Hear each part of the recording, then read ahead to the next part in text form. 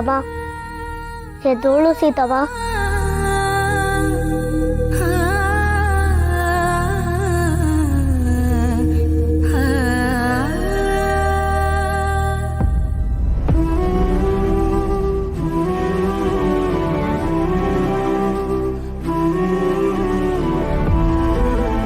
ಏನ್ ಮಾಡ್ಬೇಕಂತಾನೆ ಗೊತ್ತಾಗ್ತಿಲ್ಲ ಅಶೋಕ. ಡಾಕ್ಟರ್ ಹತ್ರ ಕರ್ಕೊಂಡು ಹೋಗ್ಬೇಕು ಅಂತ ಇದ್ದೆ, ಅಷ್ಟರಲ್ಲಿ ಈ ತರ ಆಯ್ತು. Day by day Sita condition worst ಆಗ್ತಿದೆ ಕಣೋ, ಟೆನ್ಷನ್ ಆಗ್ತಿದೆ ಮಾರಾಯ. ಮಗ, ನಾನು ಬೇಕಾದ್ರೆ ಇವತ್ತೇ ಇನ್ನೊಂದು ಅಪಾಯಿಂಟ್ಮೆಂಟ್ ಫಿಕ್ಸ್ ಮಾಡಿಸ್ತೀನಿ, ಆದರೆ ಡಾಕ್ಟರ್ ಹತ್ರ ಕರ್ಕೊಂಡು ಹೋಗ್ಲೇಬೇಕಣ. ಫಸ್ಟು ಅವಳು ಎದ್ದೇಳಿ. ಅಪ್ಪು, ನನಗನ್ಸುತ್ತೆ ನೀವಿವತ್ತು ಹಾಸ್ಪಿಟ್ಲಿಗೆ ಹೋಗೋದು ಬೇಡ.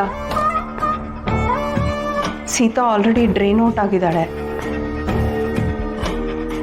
ಅವಳನ್ನ ಇನ್ನೊಂದಿನ ಕರ್ಕೊಂಡು ಹೋದ್ರೆ ಆಗುತ್ತಲ್ವಾ?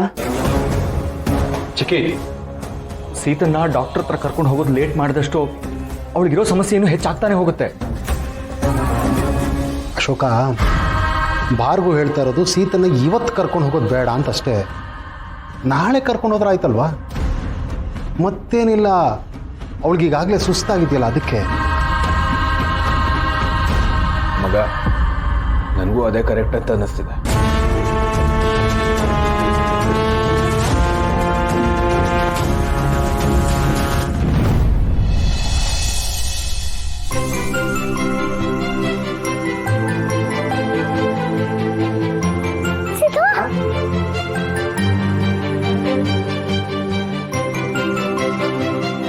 ಹುಷಾರು, ನಿಧಾನವಾಗಿ ಎದ್ದೇಳು.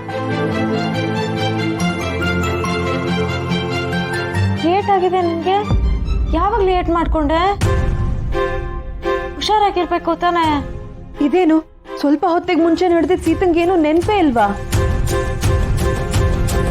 ಪ್ರಿಯಾ, ಸಿಹಿಯಲ್ಲಿ ಸೀತವ್ವ, ಇಲ್ಲೇ ಇದ್ದೀನಿ ಸೀತವ್ವ. ಆಗ್ಲೇ ಅವಳು ಮೆಟ್ಲಿಂದ ಬಿದ್ಲು, ಅವಳಿಗೆ ಏಟಾಗಿರತ್ತೆ. ನನ್ನ ಸಿಹಿನ ನಾನು ನೋಡ್ಬೇಕು. ಸಿಹಿ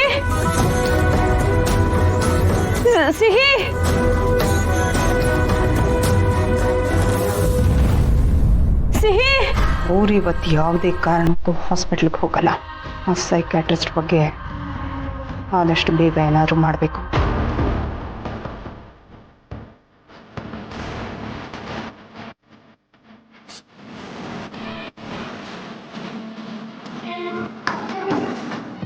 ಮೆಂಟಲ್ ಹಾಸ್ಪಿಟಲ್ ಬಗ್ಗೆ ಮಾತಾಡಿದಾಗ ನೀವು ಅಪ್ಪು ನನ್ನನ್ನು ತಡೆದ್ರಿ. ಸೀತಾ ಆ ಗೊಂಬೆನ ಸಿಹಿ ಅನ್ಕೊಂಡ್ರೆ ಏನ್ ತಪ್ಪು ಅಂತ ವಾದ ಮಾಡಿದ್ರಿ. ಈಗ ನೋಡಿದ್ರ ಏನಾಯ್ತು ಅಂತ. ಲೇಡೀಸ್ ಕ್ಲಬ್ ಅವ್ರ ಮುಂದೆ ಇಷ್ಟೆಲ್ಲ ಆದ್ಮೇಲೆ ಅವ್ರು ಸುಮ್ಮನಿರ್ತಾರೆ ಅನ್ಕೊಂಡಿದ್ದೀರಾ ಮಾವಯ್ಯ? ಆಚೆ ಹೋಗಿ ಬಾಯ್ಗೆ ಬಂದ ಹಾಗೆ ಮಾತಾಡ್ತಾರೆ ಮಾವಯ್ಯ. ಆಗ ಅಪ್ಪು ಹೇಗ್ ತಲೆ ಎತ್ಕೊಂಡು ತಿರ್ಗಾಡ್ತಾನೆ, ನಾವ್ ಹೇಗ್ ತಲೆ ಎತ್ಕೊಂಡು ತಿರ್ಗಾಡೋದು?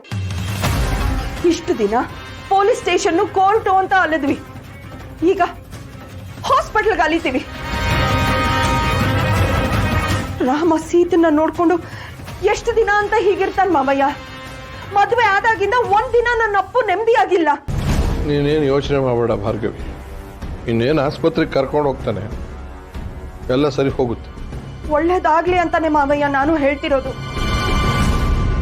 ಸೀತಾ ಹೀಗೆ ಇದ್ರೆ ಅಪ್ಪು ಹೇಗ್ ಮಾವಯ್ಯ ಸಂತೋಷವಾಗಿರ್ತಾನೆ? ರಾಮ ಬೇರೆ ಅಲ್ಲ, ಸೀತೆ ಬೇರೆ ಅಲ್ಲ. ಸೀತನ ಒಬ್ಬಳನ್ನೇ ಯಾಕೆ ನಾವು ದೂರಬೇಕು? ಸೀತಾ ವಿಷಯ ಏನು ಮಾಡಬೇಕು ಅನ್ನೋದು ಅವನ ಗಂಡನಿಗೆ ಗೊತ್ತಿರೋಷ್ಟು ಚೆನ್ನಾಗಿ ನಮಗೆ ಗೊತ್ತಿರೋದಿಲ್ಲ.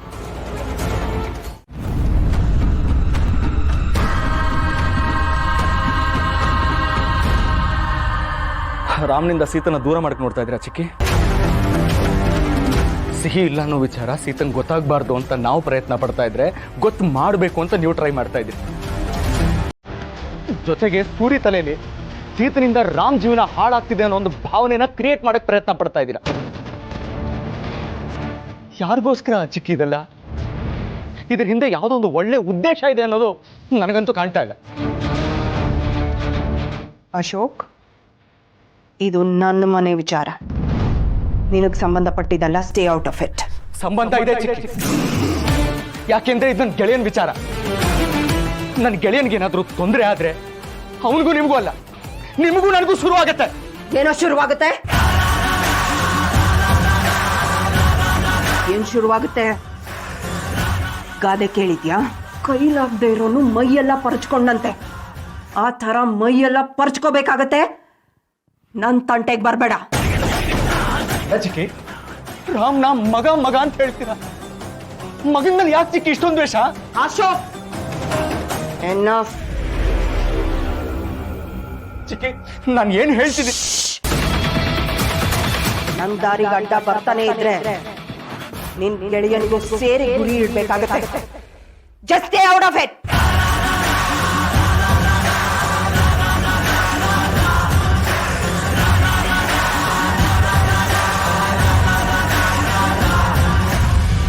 ನನ್ ದಾರಿಗೆ ಅಡ್ಡ ಬರ್ತಾನೆ ಇದ್ರೆ ನಿನ್ ಗೆಳೆಯನಿಗೂ ಸೇರಿ ಗುರಿ ಇಡ್ಬೇಕಾಗತ್ತೆ.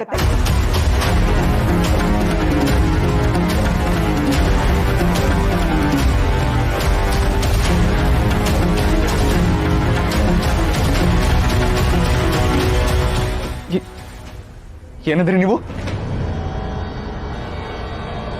ಗೆಳೆಯನಿಗೂ ಸೇರಿ ಗುರಿ ಇಡ್ಬೇಕಾಗುತ್ತೆ ಅಂತ?